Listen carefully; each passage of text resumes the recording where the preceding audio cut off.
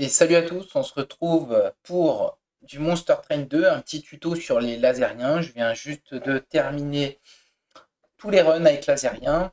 Vu que je suis sur cette page-là, je vais tout de suite vous dire, selon moi, avec quelle classe, quel clan plutôt, lasérien joue bien. En fait, lasérien joue bien avec Armillaire, parce qu'il y a une histoire de propagation, je vous montrerai après. Il peut jouer bien avec les draconides parce que vous pouvez faire un délire avec des œufs pour en avoir un paquet direct sur le fight. Il va bien avec les éphémériens. Et après, pour moi, le pire, là où j'ai le plus galéré, c'est avec les éveillés. Je trouve ça fait, c'est pas terrible, terrible. Avec les lunariens, alors lunariens c'est fort, mais je veux dire, si vous jouez plus de cartes lasériens, vous allez galérer quoi. Donc c'est un peu bizarre. Avec les bannis, c'est quelconque. Voilà. Alors, les héros. Commençons par. Ah non, commençons par la liste. C'est pas ça, comme d'habitude, je me trompe. Voilà. Les passifs. Déjà, les passifs, on a quoi? On a. Lorsque une unité équipée meurt, donne plus 4 à son équipement. Ça peut être sympa en cas de réanimation de masse, ça peut être fou. À la fin du tour, instabilité augmente de 5, ça c'est plutôt pas mal si vous jouez instabilité. Monstruosité à épine 7, c'est ok. À chaque tour, la première fois qu'un allié équipé est équipé, vous gagnez plus un de mana, c'est ok. Alors par contre ça, j'aime moins. Équiper un allié à moins de 50% de PV confère 10 d'armure, sinon on lui confère 5 de rage. En fait, dans ces passifs-là, je ne sais pas si c'est. Il y en a un autre passif, c'est quand vous équipez, ça donne 10 d'armure. Mais en fait, c'est quoi? C'est à chaque tour, j'ai jamais pris en fait, parce que je trouve ça pas terrible, mais si c'est à chaque tour, on gagne 5 de rush, c'est bien, mais je crois que ça s'applique qu'une seule fois, donc c'est pas fou. Augmente de 1 les choix d'utilisation de mélange. Bon, alors les mélanges, on en reviendra, mais bon, c'est pas ce qu'il y a de mieux, on va dire que c'est ok, mais bof. Euh, Les alliés gagnent 14 d'armure s'ils ressuscitent avec réanimation. Ça c'est sympa dans certains cas. Mixture. Bon, mixture, c'est incroyable, hein, parce que franchement, instable, c'est ce qu'il y a, je trouve, c'est ce qu'il y a de mieux chez Lazérien. Donc voilà. Après, réanimation, c'est bien aussi, hein. En phase de déploiement, ajoute une greffe aléatoire dans votre main, ça peut être ok. Au premier mélange de chaque tour, déclenche mélange une nouvelle fois à nouveau. Mais les mélanges, c'est pas extraordinaire, c'est plus des petits outils. Et enfin, équiper un allié, restaure tous ses PV, ça peut être sympa. Peut être sympa. C'est un peu situationnel. Pour moi, le meilleur, c'est mixture instable, mixture néfaste. Voilà. Ensuite, tac tac tac, ça c'est les monstres. On passe sur. Ils sont où les héros? C'est là. Voilà, c'est ça. Alors, on a Oreshi. Oreshi, il fait de la concoction. Et donc, au départ, c'est une petite concoction, c'est un mélange. Puis, c'est deux mélanges. Puis, c'est trois mélanges. Voilà. Bon, c'est pas mal. Je trouve que c'est utilitaire. Puis les stats sont corrects, sont pas impressionnants, mais c'est correct. Ensuite, on a tout ce qui joue sur l'instabilité. Donc ici, on a résolution, réanimation 1 avec 6 instabilités, 12 d'instabilité. Et puis, euh, il a réanimation de base 2 et il a octroi ré- réanimation 1 et instabilité 18 à la fin. Ça, j'aime bien parce que vous le posez sur le board, vous le protégez, vous mettez quelque chose en face, puis ça fait de l'AOE automatiquement. Bon, c'est c'est pas mal. Alors, faut se méfier, c'est bien en early, puis après, ça perd un peu en efficacité. Faut essayer de la booster, son instabilité.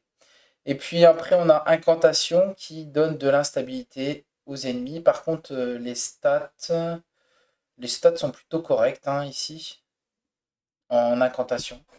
Voilà. Mon préféré, ça reste, je pense, celui du milieu. Celui du milieu, après, ça dépend de votre style de gameplay. Après, si vous jouez avec des classes qui font beaucoup de sorts, bah, je préférais celui-là, en fait. Après, ça, faut savoir que les mélanges, vous pouvez faire un mélange, le jouer, et du coup, ça fait deux sorts, en fait. Vous pouvez spammer sans avoir une grosse potion de mélange, ça peut être bien. Après, on a le Baron Grael.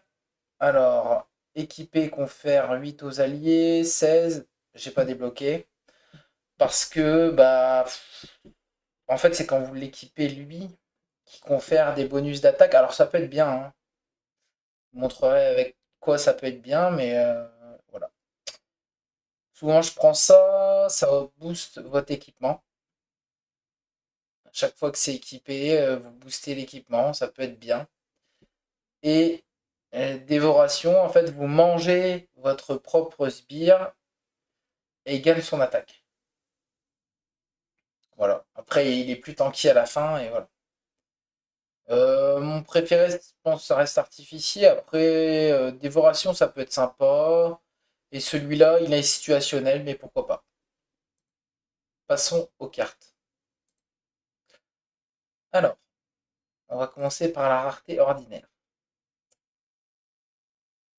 On a, bon, bah, je passe les classiques, mais bon, ça c'est les cartes de base, c'est pas mal parce que ça coûte zéro, ça vous donne une arme qui coûte zéro, ça vous donne celle-là, ça c'est pas mal.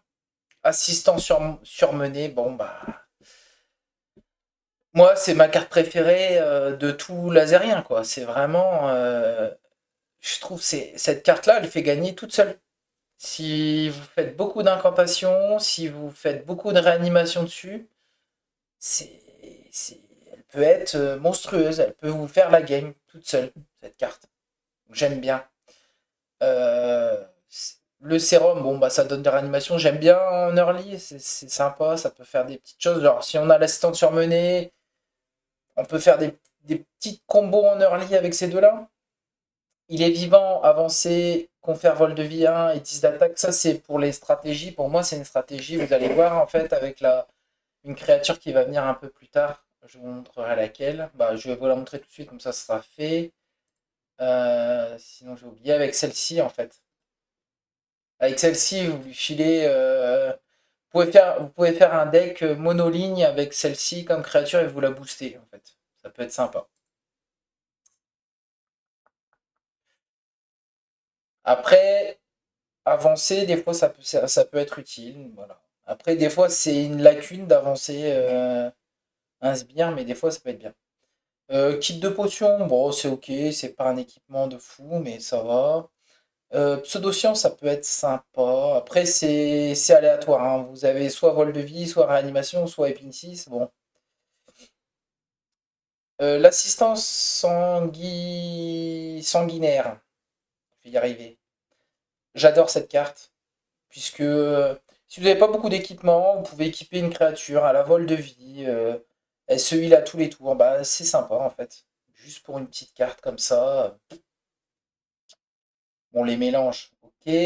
Lui, j'aime bien aussi parce qu'il vous donne piétinement et vos octrois de la rage à chaque fois que vous frappez sur une créature qui a multicast. Ça peut être incroyable.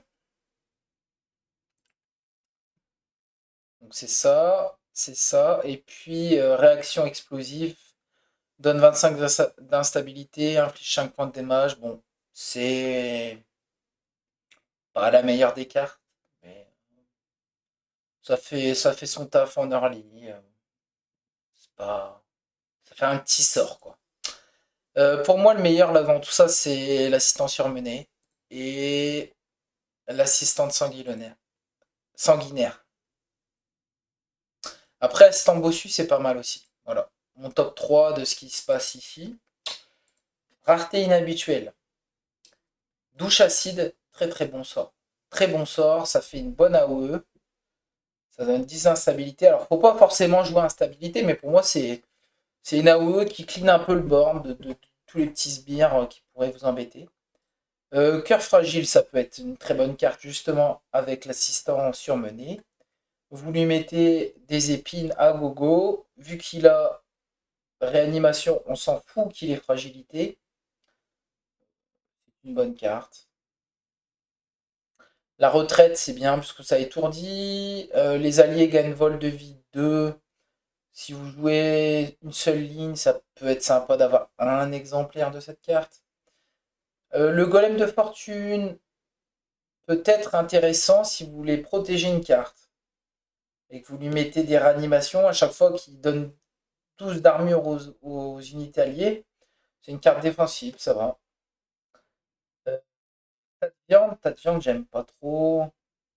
On va dire que c'est une des moins pires, mais c'est pas incroyable, quoi. Donc elle a un crochet qui fait qu'il étourdit une unité. Bon, je sais pas.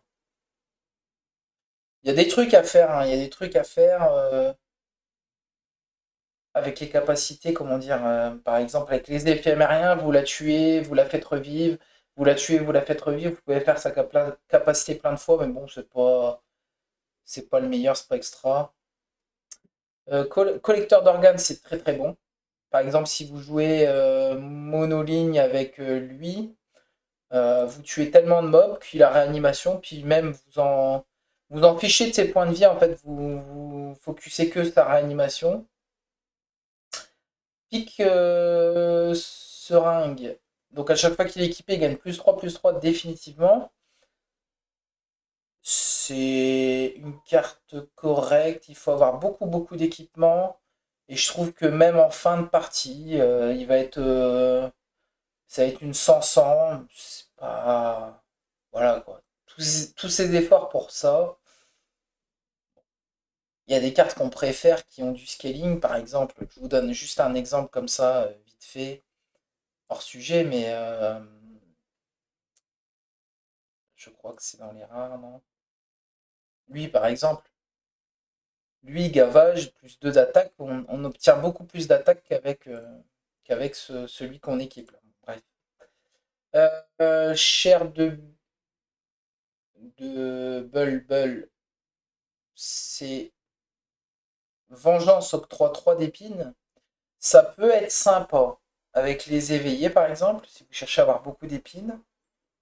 Bon, après, c'est pas. C'est un peu fébrile, quoi. Juste 3 d'épines. Bon. Le labo réanimation, c'est incroyable cette carte. Parce que il suffit d'avoir réanimé infinité. Vous pouvez booster vos créas comme jamais. Et pour combo, vous avez ça, ça, donc le collecteur d'organes, le labo, et puis cette créature-là. Vous boostez son attaque à tous les tours. Vous en fichez qu'elle meurt, puisqu'après elle a plein de réanimation. Voilà. Opération à risque réduit les PV d'un allié à 1 et lui confère plus 10 d'attaque et vol de vie. 2. J'aime pas trop cette carte, je trouve que c'est pas extra. Frappe chirurgicale, ça pour moi c'est ce que j'appelle le piou-piou. J'adore cette carte. Bref, faire attention parce que en late game, elle ne tue pas des créatures en fait. Vous n'avez pas assez de dégâts. Par exemple, si vous réduisez son coût à 0 et puis que vous mettez un bonus d'attaque, ça fait 14 dégâts, par exemple. 14 dégâts, vous ne tuez pas forcément quelqu'un. Lui, le prophétesse armée, il va bien avec cette carte-là, justement.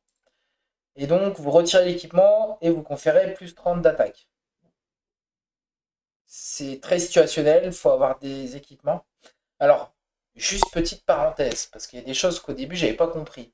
Si vous mettez, par exemple, quelqu'un qui a une greffe, un sbire qui a une greffe, s'il meurt et que vous le réanimez, vous lui faites infinité, il ne donne plus sa greffe.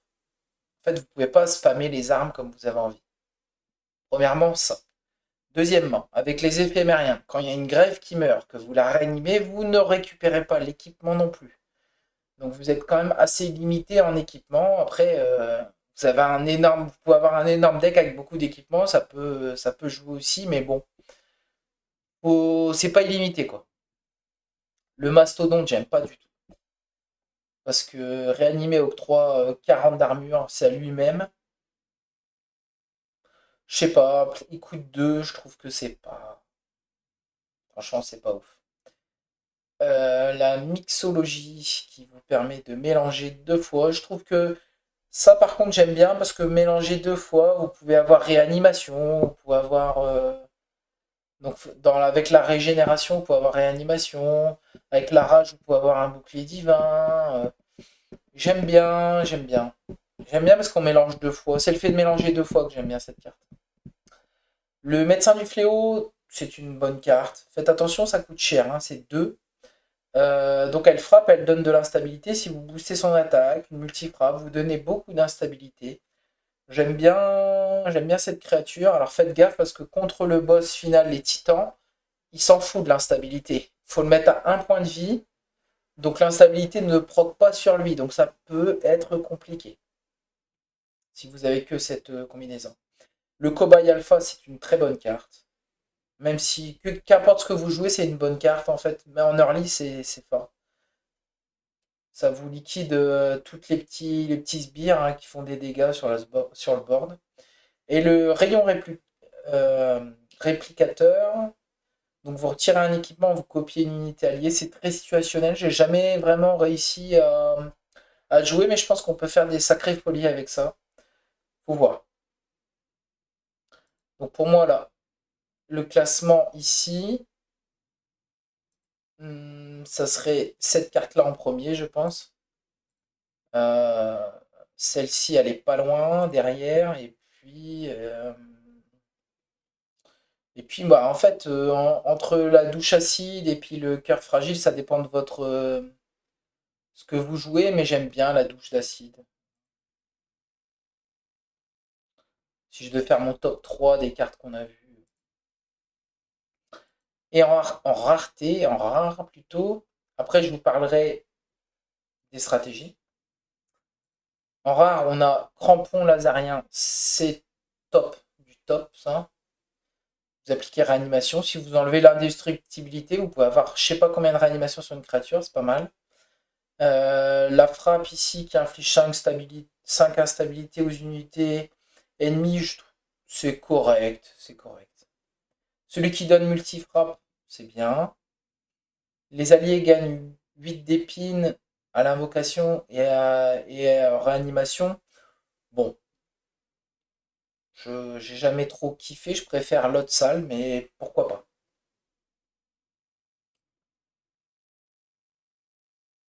Ensuite, on a le blob. Alors le blob, j'ai fait une game avec, c'est assez fort, hein. Si vous lui donnez infinité, puis encore des réanimations, ça peut faire mal. Mais, il joue bien avec le transfert de cerveau, justement, qui est juste à côté, ou le désemballage, par exemple. Donc à chaque fois qu'il est réanimé, il gagne plus 6 d'attaque définitivement. Ça peut scale très très vite, hein. À la fin, j'avais des 300-300. Enfin, c'était n'importe quoi. C'est pas mal. Là, vous sacrifiez une créature, vous piochez l'unité, lui confère plus 30, plus 40 d'attaque et elle coûte 0. Typiquement, vous avez un blob qui va mourir. Vous lui mettez ça, boum, vous le repiochez avec ses full réanimation, etc. Le transfert de cerveau, ce qui est bien, c'est si vous dupliquez le blob, par exemple, ou autre chose, hein, il y a d'autres stratégies avec ça, et ben vous pouvez sacrifier vous mettez celui devant nouveau, l'ancien derrière vous le sacrifiez, vous boostez le nouveau et ainsi de suite. Donc ici ça sacrifie, ça transfère l'attaque et les bonus et les malus vers l'unité de la première ligne. Vous allez l'horreur à 9 bras. Alors justement tout à l'heure je vous parlais, quand vous avez un équipement qui arrive sur votre héros, les créatures à côté gagnent de l'attaque, ça peut être intéressant. Entre le mix, entre je mets l'équipement là pour qu'il ait multicast, ou je mets l'équipement là pour qu'il ait plus d'attaque. Voilà. Ça paraît énorme quand on regarde comme ça, quand on lit, on se dit waouh, c'est incroyable, c'est trop fort. Et en fait, j'ai fait des games avec, c'était pas terrible, terrible, hein. J'avais beaucoup, beaucoup d'équipements. À la fin, il avait beaucoup de frappes multiples. Mais par contre, il faut trouver le moyen de booster son attaque. Et ça, c'est pas forcément évident. Le cauchemar à 9 vies. Donc c'est une 1-1 réanimation 8. C'est très bien avec le transfert de cerveau pour transférer la réanimation à une autre créature. Donc après, ça reste une bonne carte. Ça reste une bonne carte, par exemple, si on lui met des choses comme le livre des horreurs dessus, c'est pas mal. Parce qu'on lui donne 50 d'instabilité, par exemple, c'est bien. Donc justement, je vais en parler, le livre des horreurs, c'est une très bonne carte. Après, c'est situationnel, c'est si vous jouez réanimation avec une seule créature. Et ensuite, esprit autonome, les alliés équipés attaquent immédiatement. Ça, c'est très très fort. Si vous jouez une créature, deux créatures sur une ligne qui tape fort et qui vous leur mettez un équipement n'importe lequel, bah c'est assez incroyable. Le top ici, pour moi, ça serait le crampon. Ça serait peut-être le transfert du cerveau ou le blob. Et le livre des horreurs. Esprit autonome, c'est fort aussi, hein. Je veux pas cracher dessus, mais voilà. En stratégie, qu'est-ce que vous avez comme stratégie? Vous avez la stratégie assistant surmené. C'est facile. On lui met, on lui applique, par exemple, réanimation. On peut lui mettre aussi pseudoscience, on peut lui mettre des épines. Alors faites attention parce que vol de vis, c'est ridicule sur lui. Mais réanimation 1 et épine 6, ça nous intéresse. Vous avez quelques mélanges qui peuvent être intéressants aussi. Ensuite, vous avez euh, bon, le labo, c'est pas incroyable non plus avec lui. Il vaut mieux peut-être si vous lui mettez un équipement, c'est genre par exemple celui-là qui donne des épines.